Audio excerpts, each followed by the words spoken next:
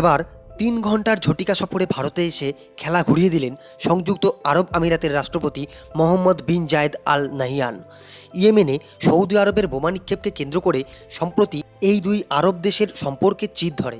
UAE, চীন, রাশিয়ার সাথেও সম্পর্ক ব্যালেন্স করে চলায় আমেরিকাও দীর্ঘদিন ধরে দেশটিকে সন্দেহভাজন বন্ধু হিসাবে দেখে। ডোনাল্ড ট্রাম্পের কিছু বেখেয়ালি মনোভাবের কারণে দুই আরব দেশই একটি বিকল্প খুঁজছিল, আর এই সুযোগকেই কাজে লাগিয়ে দেউলিয়া পাকিস্তান ঋণ বা রেমিটেন্সের লোভে প্রতিরক্ষা চুক্তি স্বাক্ষর করে বিশ্বের ১৯তম বৃহত্তম অর্থনৈতিক দেশ সৌদি আরবের সাথে।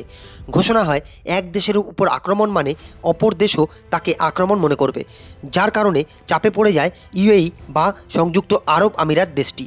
আর তাই এবার পাকিস্তান সৌদি আরবের চুক্তির পাল্টা হিসাবে ভারতের সাথে প্রতিরক্ষা সহ একাধিক চুক্তি স্বাক্ষর করল সংযুক্ত আরব আমিরাত। এমনিতেই চীন ও আমেরিকার পর ইউএই ভারতের তৃতীয় বৃহত্তম বাণিজ্যিক অংশীদার। দুই দেশ সিদ্ধান্ত নিয়েছে তাদের বার্ষিক দ্বিপাক্ষিক বাণিজ্য ২০৩২ সালের মধ্যে $২০০ বিলিয়ন নিয়ে যাবে।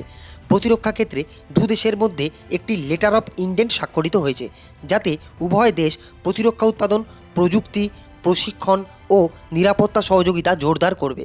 প্রতিরক্ষা ছাড়াও $৩ বিলিয়ন দীর্ঘমেয়াদী গ্যাস চুক্তি স্বাক্ষরিত হয়েছে, যাতে বলা হয়েছে ২০২৮ সাল থেকে সংযুক্ত আরব আমিরাতের অ্যাডনক গ্যাস থেকে ভারতের হিন্দুস্তান পেট্রোলিয়াম কর্পোরেশনকে প্রতি বছর প্রায় ০.৫ মিলিয়ন টন তরল গ্যাস সরবরাহের জন্য ১০ বছরের চুক্তি হয়েছে। আরব আমিরাতের ভারতের মতো বিশ্বের তৃতীয় শক্তিশালী দেশের সাথে সামরিক চুক্তি সৌদি আরবকে ভাবাচ্ছে। ফলে পাকিস্তানের সাথে সৌদি আরবের সামরিক চুক্তি হলেও ভারতকে খুশি রাখতে ভবিষ্যতে পাকিস্তানের সাথে সম্পর্ক আরও জোরালো করার ক্ষেত্রে মেপে পা ফেলবে বলেই বিশেষজ্ঞদের ধারণা।